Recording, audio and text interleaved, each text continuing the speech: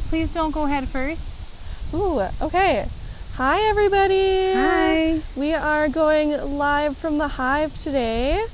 Eliese, what are we doing today? So today we are in the mating yard. We're going to have a look at different mating nucs that we have here on site. We have about just under 60 mating nucs in this location, in the beautiful tree line, in the smoky air, which is totally fine. But we're going to go through the mating nucs, and I really implore you to ask questions if you have any. We're going to go through some that are strong, some that are queen right, that we're going to cage queens. Some of them are queenless, where I've caged a queen yesterday and we can have a peek at them, as well as some where maybe the queens weren't accepted, and so we can have a look at if there's a laying worker scenario that has been remedied or is still existent. So we're going to go through different strengths of mating nucs and a whole bunch of different things going on. Yeah. So we are live on Facebook today, just switching it up, seeing how this works. But it's been a while since we've gone live. It's 3 weeks, I think. Yeah. So what has been happening in the apiary? So we've been pulling honey. We have been making queens. We have been catching our own swarms, quite a few swarms. I like to think I'm catching them all. We have moved. I bought a new house and we moved houses. That's why we had to cancel last week. It was a bit crazy. It's just been really classic beekeeping summer. So it's been a lot on the go. But luckily for us, the weather, even though the nectar flow has been kind of struggling because of the lack of precipitation, it's been beautiful for mating weather. So our queens are looking really big, really juicy, and really healthy. Yeah, so let's head into the hives. So if you see or hear yelling in the background, my son is here. He's in the car playing. So what we're going to go through here is we're going to have a peek at some of these mating nucs. So I use 4 frame nucs. Sorry, I'm blocking their entrances. And I have them staggered on a pallet so that the orientation flights are different. So you can see that if they're facing forward this way, then that one's facing forward this way. They're staggered. The other thing, if you notice, is that they've been beautifully painted. Last year in the onset of COVID, it's okay, little buddy.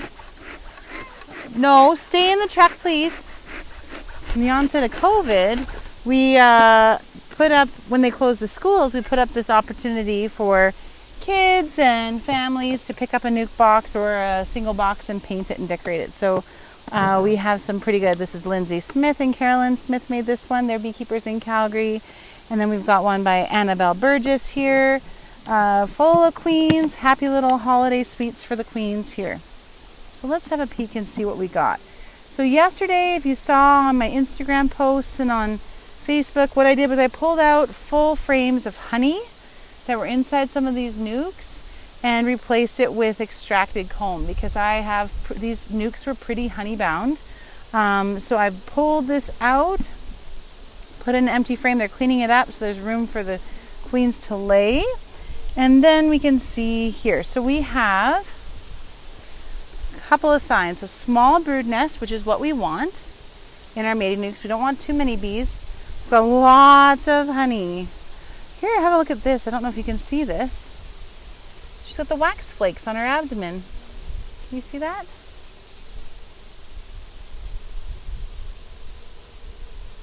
Can you make that out? She's excreting wax out of her abdomen. And then here's one of the grafted queen cells that I plugged into the heart of the brood nest. And you can see that they chewed out the bottom and they cleaned it right up. So I can pull this out. There we go. So that's one of the grafted queen cells. So clearly she hatched out. And I'm looking for eggs.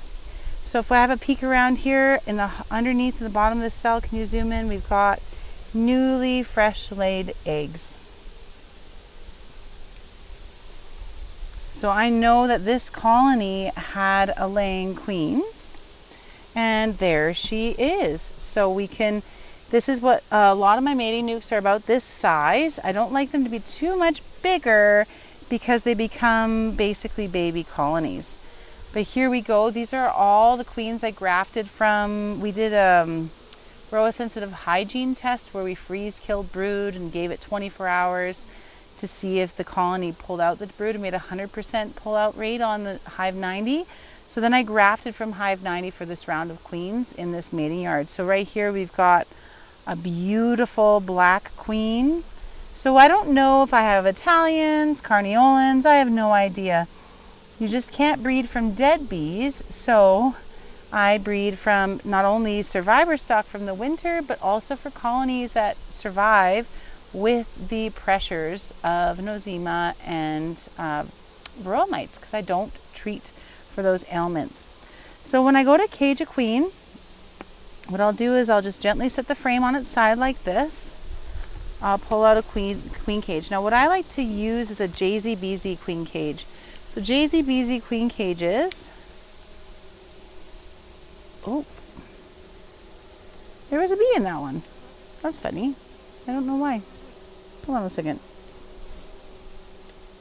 I don't know why there was a bee in this one. Anyways, there's a JZBZ queen cage, and they come without the candy inside. So they come looking like this. Okay. And so I add the candy, and how I make my recipe is a half a cup of honey on a double boiler, and then 6 to 8 cups of powdered sugar added half a cup at a time, mixed in on the double boiler, so it slowly dissolves or melts or absorbs into the honey. But I'm always using my own honey. I'm not using honey from another apiary, because they could have diseases and stuff that could be transmitted through the eating of this candy. So then I'm looking for my queen. I've spotted her. She's walking around. She's laying eggs. I've got the big cap closed, just the little cap open. And what I'm going to do is I just brush her across her thorax, and I pick her up by the base of both wings, like that. Now it's very important that when you pick up a queen, you either pick her up by the base of both wings, not just one, or 3 legs, not just one, because she can spin in a circle. So holding on to more than 2 legs, 3 is ideal. Then if I was to mark her, I would just mark her on the top of her thorax. Look at how beautiful she is. Oh man, I love raising queens. So I've got her nicely here. I just tuck her head into the queen cage and let her walk in. All of my handling is almost as if I'm just touching a feather. Like I barely even squeeze. It's just very gently.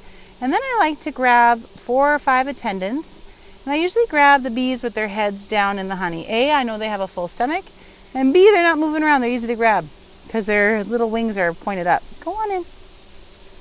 So here's a couple of girls there. 1, 2, 3, and 4. I try not to grab newly hatched bees. I like to make sure that they're not newly hatched. Like this one here is like a little fluffy, soft exoskeleton bee. They're not going to be very effective at feeding and caring for the queen. I try and look for a little bit older bees. And then after I cage the queens, it's important that you store them away from sunlight and not overheating, because the sperm count in the queen can actually depreciate in quality if she gets too hot. So body temperature, so you can stuff her in your shirt, or you can put her in a queen cage. If it's really hot, like when we were caging queens in the shoe swap in the past, I'll have like a box with a thermometer in it and actually an ice pack in the bottom of it to help maintain. So now this colony is queenless. So tuck it all together because I caged the queen. Now it's going to be ready to be introduced to a cell, but I want to keep track of which ones I remove queens from. So this time around, sometimes I'll have masking tape. I just write QL. So this will be queenless for the 3rd time this year. And then I just keep moving on. I'm just going to quickly get up and poke at my son and make sure he's not getting into any trouble. And while Eliese is doing that, we'll take a little walk through and look at all these pretty little boxes. Oh, he's great. What is he doing? I don't know. He's playing with some keys or something. He's just quietly sitting there. Boy. Now I'm going to have a peek at this one. We'll have a peek here. So these were really honey bound in the past, but yesterday I fixed that up.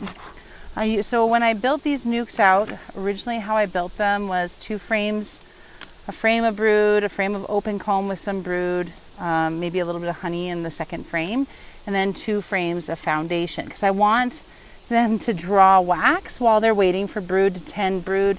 And it also helps me build comb assets. So here you can see this one. I didn't put the frames together nice and tight. So they will build a suspended comb, but they like building drone brood. And so this sort of stuff, I don't worry about it. You can do what Michael Bush does when I was working with him in Nebraska, where he just like squishes it against the frame. For me, like especially when it's honey like this, I just leave it, and once it's all capped, I just kind of chip it off, and I have Tupperware containers that I just nibble on it for snacks later. So we've got bees all over this frame. Okay, so I rolled it around to get the bees to draw the wax on the other side of the foundation. I pulled a frame of honey out yesterday and backfilled it with a frame of foundation, which they have already cleaned up, and they're already making it prepared for a queen. Just having a peek here to see what they're doing. Okay, so the entrance is on this side, so I always like to tip the frames toward the little entry hole that they have on the front, so that if they fall off, they can creep into their own hive and not another one. Okay. So this one was quite strong, and they didn't accept the queen cell that I had introduced about 4 weeks ago. So they raise their own queen cells. So you can see here, this will happen in Mating Nuc sometimes. But if the colony is really weak, like my Mating Nuc is weak in volume, I won't accept the queens that they raise, because I want a really well-fed, overfed queen cell. But if I come into the hive and I see queen cells and the colony is robust and the ones that are open are like overflowing with royal jelly, I'll just let them raise their own queen cells. So this one, you can see they raised 3 here. They're in the heart of the brood nest, not more than 3, which tells me it's supersedure situation where they're replacing a queen. And I'm looking through here and I'm looking for eggs. I'm not seeing any eggs, which means what? Any ideas, folks?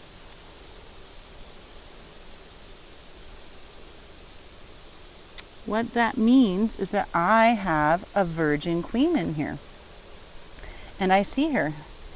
Virgin queens are difficult to spot. Now the reason she's not mated is her schedule, because instead of them taking the queen that I introduced that was ready to hatch in 2 days, they didn't take it and they raised their own. So then from that day forward, when they chose to raise their own, is 16 days, right? And then after that, she hatches. Then she's got about 10 days to a week before she mates. Here is the virgin queen. Now you can see that she is leaner and meaner. She's moving real quick. Her abdomen isn't as long. They can be fairly hard to spot, as you can tell. Like, she's not that much bigger than the other workers. And that characteristic retinue of attendants around the queen isn't present because she is running.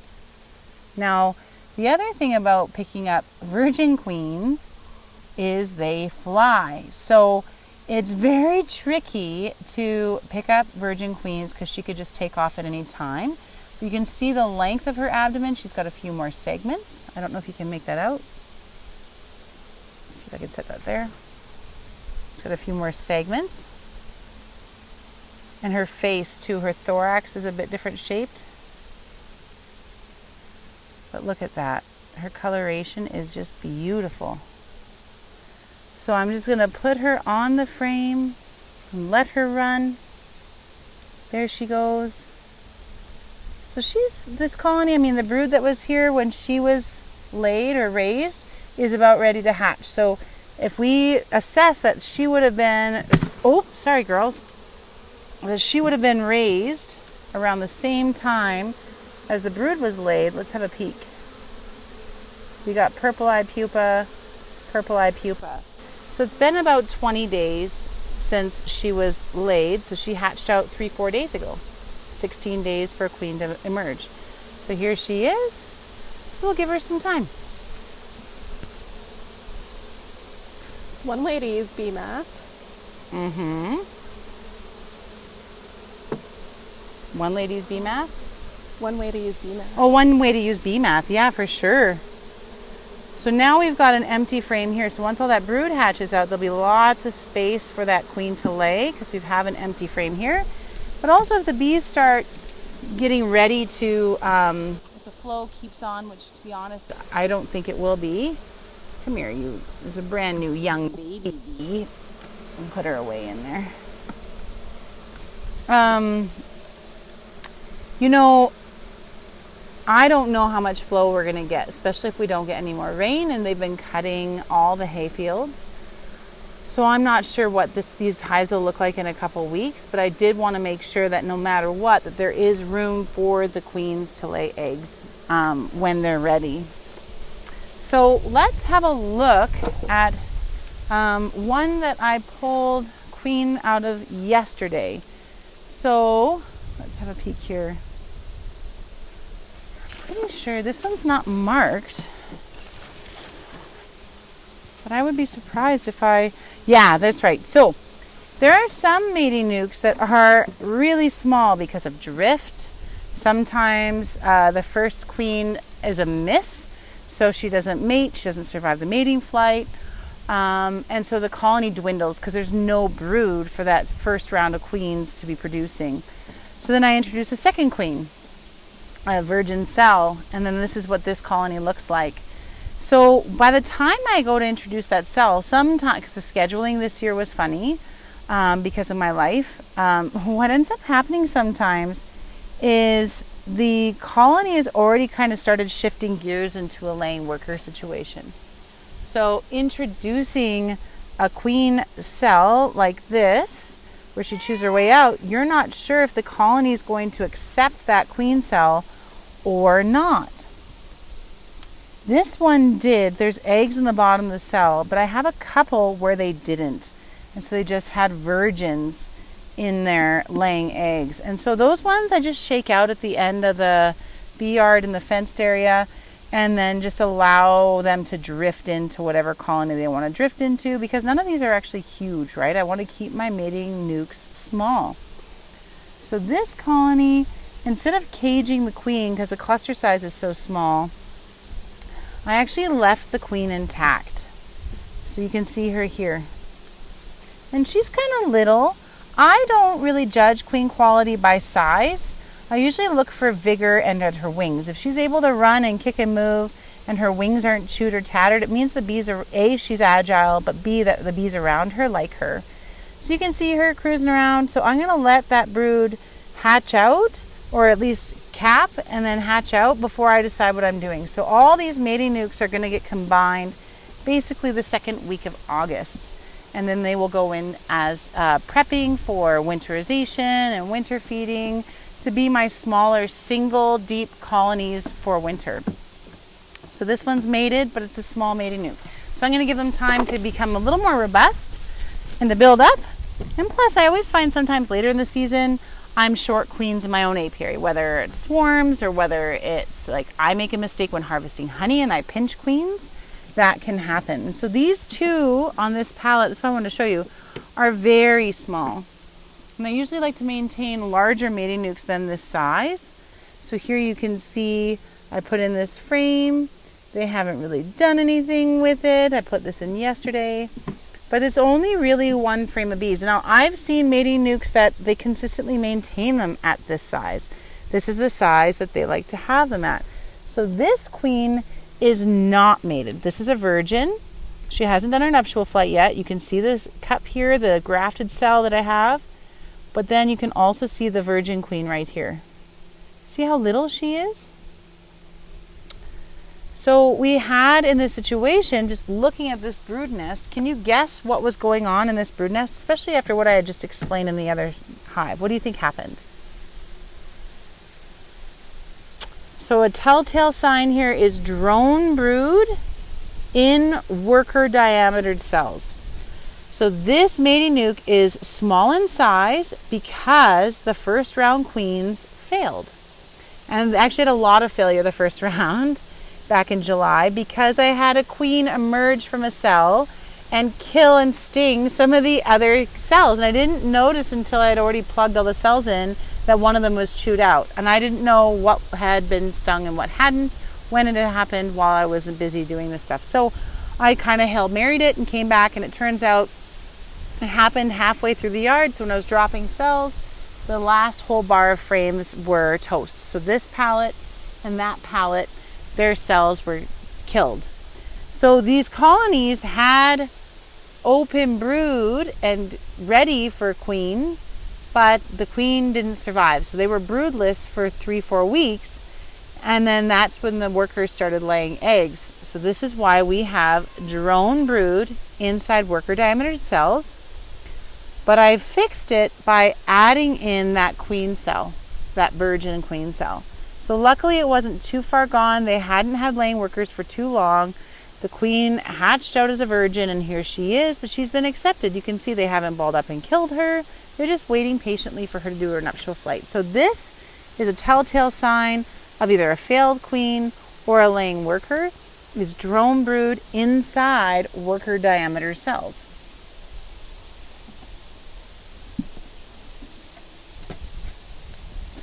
Okay, let's see what this other one looks like. This one's a little bit stronger, so it looks like maybe the cell that I plugged in here before worked out okay. Let's have a peek. No, it didn't. It just has more bees. So again, we have drone brood in worker cells. See the popcorn puff in the middle of a narrow diametered cell. So we have a laying worker situation, but it has been remedied. There are eggs at the bottom of the cell, the very center, organized. So this is what a fixed laying worker situation can look like. So here's more evidence. The queen chewed her way out the bottom. Oh, that's a good picture of rural mites too. Oh, she didn't chew her way out. They had sealed it with the royal jelly. So we'll have to have a look here, but it looks like it's queen, right? Interesting. Now the other thing to look at too is this drone brood worker cell, peeled it open. Look at the number of mites on that poor little drone. So I don't treat for mites, so we do have mite pressure always. The other thing is there isn't a lot of brood for the mites to be feeding on. So when they do their reproductive cycle, they're going to be looking for mites to brood to feed on.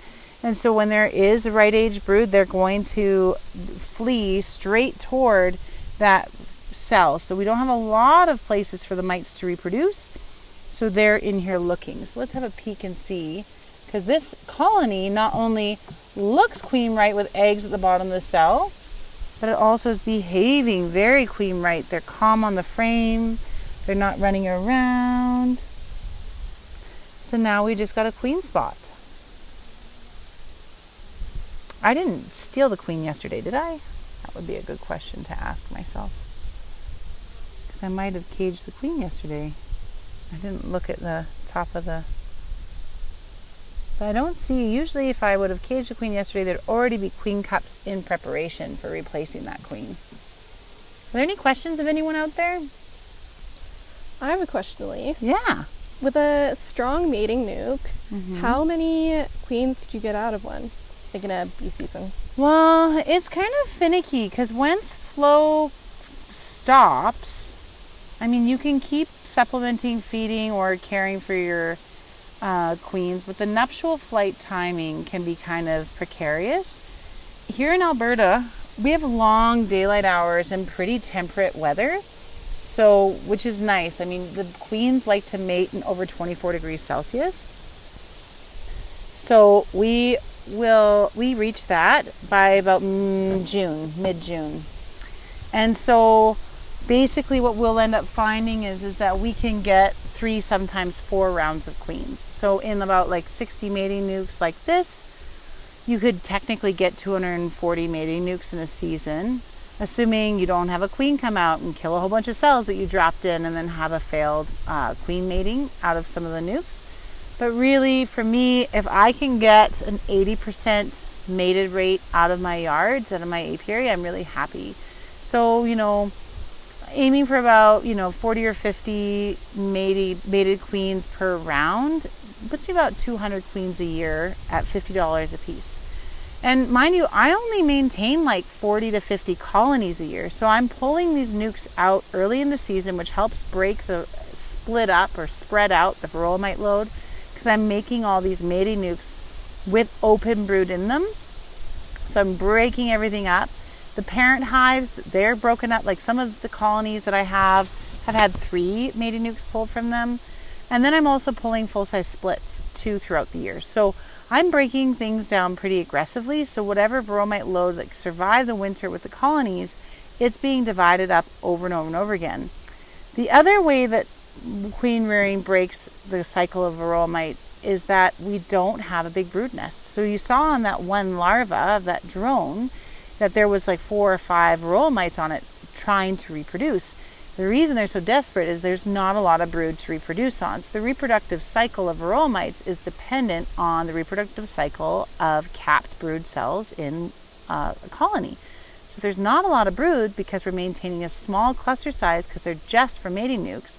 Then there's not as much opportunity for the varroa mites to mate. So that is a key way in which treatment-free beekeepers work to manage varroa mites naturally, is really knocking the mite count back.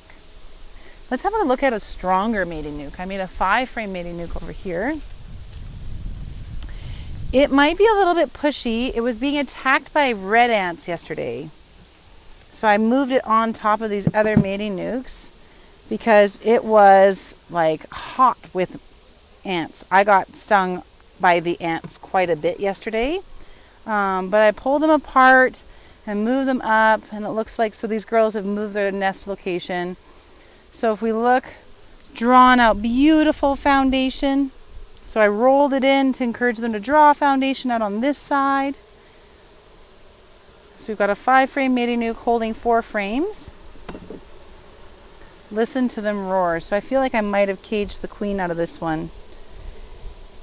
All the eggs that I do see, instead of being straight up and down, are tipped over. And a nice sized brood nest. So this is a larger mating nuc.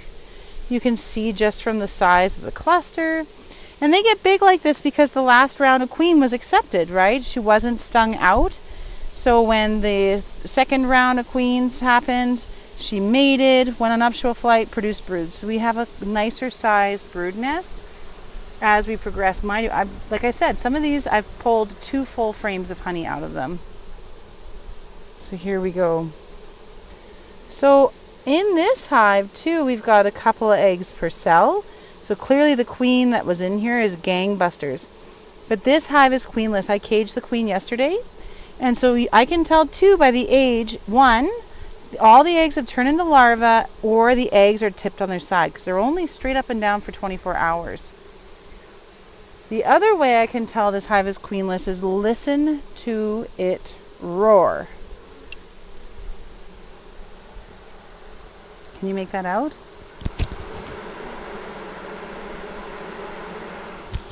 So it's got a very different octave of sound.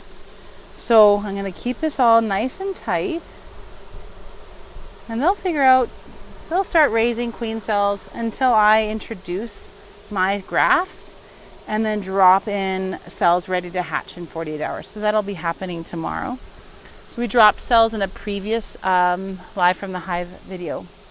So that's pretty much it. So today we saw virgins. We saw laying workers being remedied by virgins, by hatching out virgins. We've caged a queen.